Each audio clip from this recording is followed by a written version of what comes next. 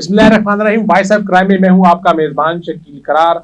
आज हम एक बार फिर बात करेंगे इस्लामाबाद में मुकदमात के इंदराज और आवाम की दादरसी के हवाले से।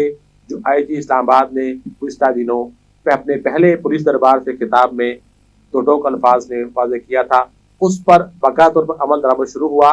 और जब अचानक ये रिकॉर्ड सामने आया कि 24 घंटे में इस्लामाबाद में 218 एफआईआर दर्ज हुई हैं, जिसमें ज़्यादातर चोरी, डकैती, राहज़नी की वारदातें उनकी एफआईआर शामिल थी, तो जिसमें एक खौफनाक सूरत हाल जो है सामने आना शुरू हो गई।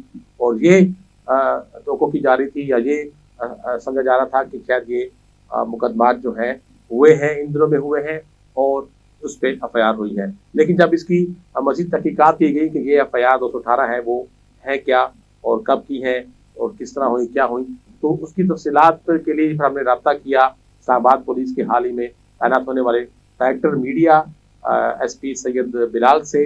तो उन्होंने कुछ इंकशाफात भी किए और कुछ इस्लामाबाद पुलिस के मुस्तकबिल के जो उनके प्लान हैं या आवाम की दादरसी के हवाले से जो किया जा रहा है, उस पर कुछ उन्होंने इंकशाफात भी किए और बातें भी की। आइए आपको सुनाते हैं। बिलाल साहब, अगर इस साल के पहले महीने की हम जराइम की फिगर देखें और गुज़िश्ता बरस में देखें तो बहुत ज़्यादा फ़र्क नज़र आ रहा है।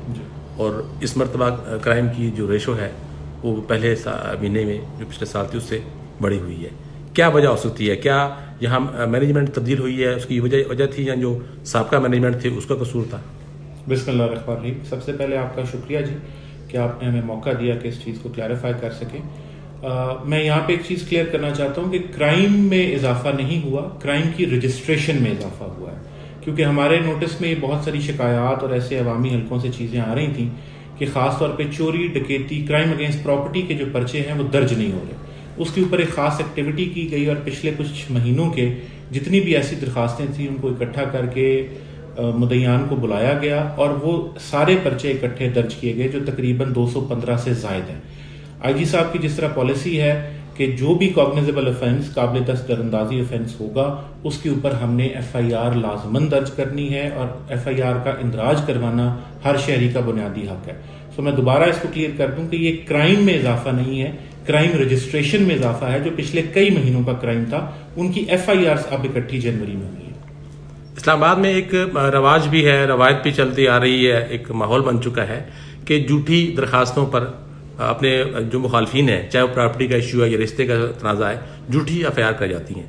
उसके सद्देबाब के लिए अब नई जो आईजी है या मैनेजमेंट है वो क्या करने जा रही है? जी, उसमें देखें, अगर हम ये ओपन ऑफर दे रहे हैं कि जिसके साथ भी कॉग्निजेबल ऑफेंस हुआ है उसके हम एफआईआर का इंदराज करेंगे, उसके साथ साथ झूठी दरखास्तों के तदारुक के लिए इंशाल्लाह सेक्शन 182 के तहत कार्रवाई की जाएगी। अगर किसी का ये साबित होता है कि उसने मिस्टर एक्स ने मिस्टर वाई के खिलाफ एक झूठी दरखास्त दी है जो साबित हो गया, तो उसके खिलाफ 182 की कार्रवाई की जाएगी। जिस तरह के वफाकी वजीर दाखिला ने हदायत की थी कि नाके खत्म कर दे, वो हो गए। उसके बाद उन्होंने कहा था ईगल स्क्वाड बनाएंगे और गाड़ियां भी देंगे, मोटरसाइकिल भी देंगे।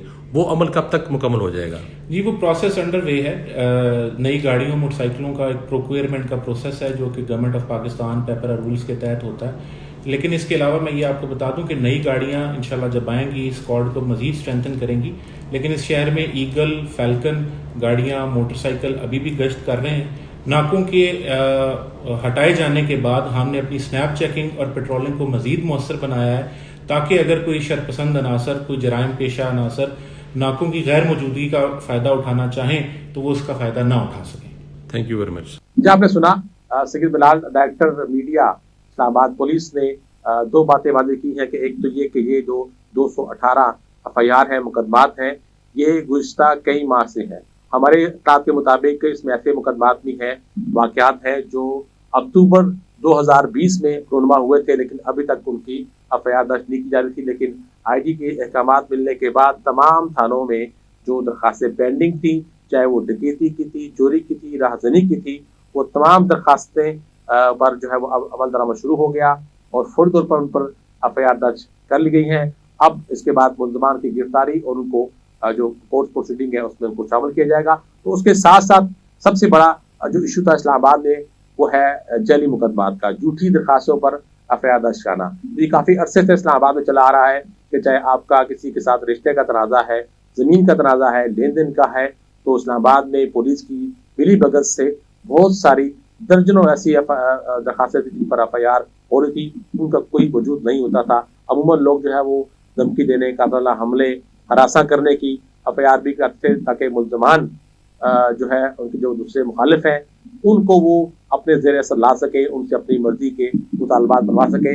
लोग अमूमन ये ज़मीन के तराज़े में, रिश्ते के और लेन देन के तराज़ों के साथ साथ बाकी मामला में भी ऐसी झूठी दरखास्तों पर FIR दर्ज कराने के लिए इकदाम करते थे, पुलिस को पैसे देते थे, उनके ऊपर दबाव डालते थे, सिफारिशें कराते थे। तो अब ये इस्लामाबाद ने वाज़ेह कर दिया कि एक तो जो भी ऐसी वारदात जो बरास आवाम से है, यानी कि चोरी डकैती राहगीरी की जो वारदातें हैं उस पर फौरी तौर पर FIR होगी और मुल्ज़िमान की गिरफ्तारी के लिए कोशिश होगी।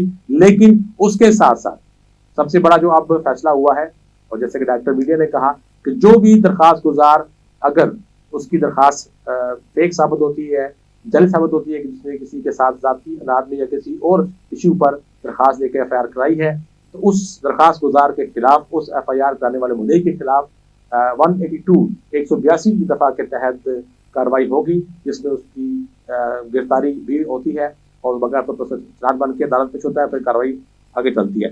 ये दो बड़े इकदाम हैं। एक तो इस्लामाबाद में पेंडिंग दरखास्तें ख़त्म हो गई हैं।